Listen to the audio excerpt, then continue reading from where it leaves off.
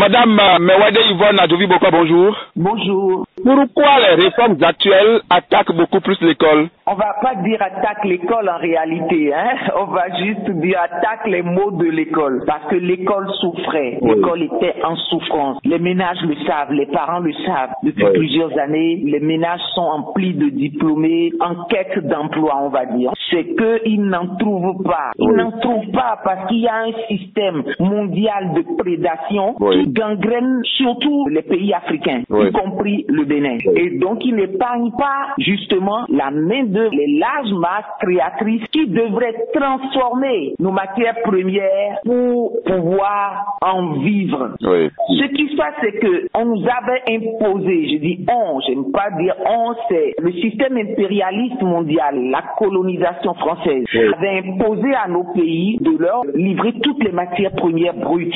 Et donc, forcément, ceux qui constituent une masse importante de notre population et qui ont aptitude à transformer les produits qu'on appelle les artisans, les ouvriers, ceux-là n'ont plus la matière première qui doit être leur substrat de transformation, leur substrat de travail, leur substrat de revenus. Et donc, l'adéquation qu'on dit formation-emploi est un leurre. Ça ne peut pas être ainsi. C'est une adéquation qui doit se construire entre la prédisposition naturelle que nous pouvons appeler le talent de l'individu. Ce naturel prédisposé devrait être en adéquation avec notre revenu. Mais les lignes ont quand même bougé depuis 1960. Ah, les lignes n'ont pas bougé depuis 1960 parce que même les industries qui étaient installées dans nos pays, entre-temps sont parties une à une, c'est-à-dire ont disparu parce que les accords sur ces industries donnaient la bonne part encore aux colons. Aujourd'hui, nous sommes à 11 millions d'habitants.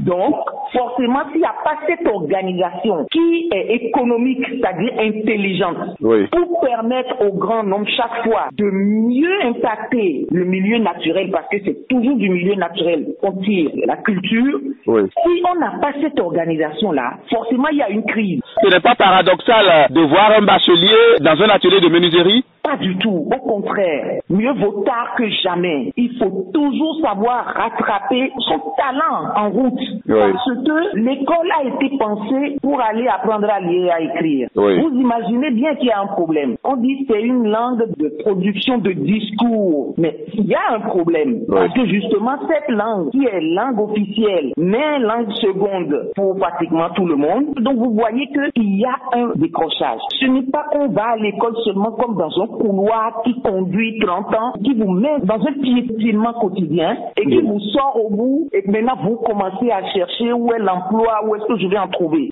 Pour vous, c'est avant tout des enjeux économiques. Absolument, c'est économique. C'est économique parce qu'il faut survivre. Les autres pays aussi augmentent et ont encore plus de besoins. Ils fonctionnent encore plus sur nous. Et comment toucher aujourd'hui la confiance des parents d'élèves? Ce qu'il faut, premièrement, pour avancer, pour provoquer le déclic, c'est que chacun reconnaisse d'abord cet enjeu-là.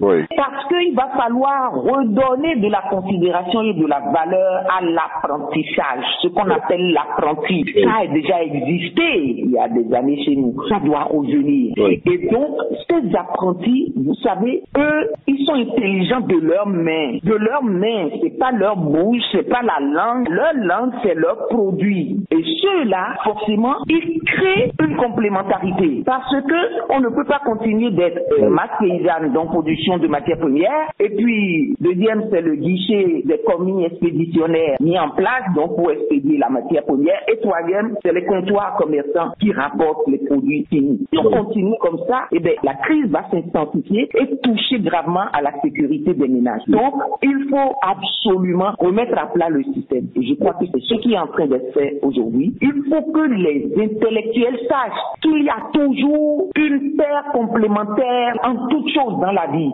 Et donc, cette paire-là, c'est l'autre paire intelligente. Que les sachants se disent, que les savants existent et que beaucoup d'experts, de savoir d'experts, ne sont pas dans les livres. Donc il faut leur reconnaître, les maîtres artisans doivent devenir des maîtres, effectivement, qui signent des parchemins au dos des diplômes. Finalement, on retient que le Bénin est sur le droit chemin. Et nous devons surtout accompagner, parce qu'il y a eu des volontés par le passé. Vous vous souvenez de l'école égale unité de production? Oui. Ça, c'était une volonté exprimée, mais qui n'avait pas pu être conduite à bon port. Ça veut dire qu'il fut un temps révolutionnaire où tout n'était pas mauvais, mais la conférence en 90 avait tout jeté. C'est en cela qu'on dit que le règlement de compte, ça conduit toujours à l'échec. Tout ce qui est fait avec fureur ne réussit pas. Non, c'est vent quand il fait et qui réussit, parce qu'on est plutôt dans une logique d'atteindre un but et non de régler un compte. Regardez, il y a eu des signaux. Malheureusement, c'était mal conduit parce que toujours ceux que ça n'arrangeait pas, que nos États transforment leur matière première brute, étaient à l'affût et mettaient tout en échec avec ce que du temps les révolutionnaires appelaient les valets locaux de l'impérialisme international. Madame Mewede Yvonne Adjovi Boko, merci. Je vous remercie.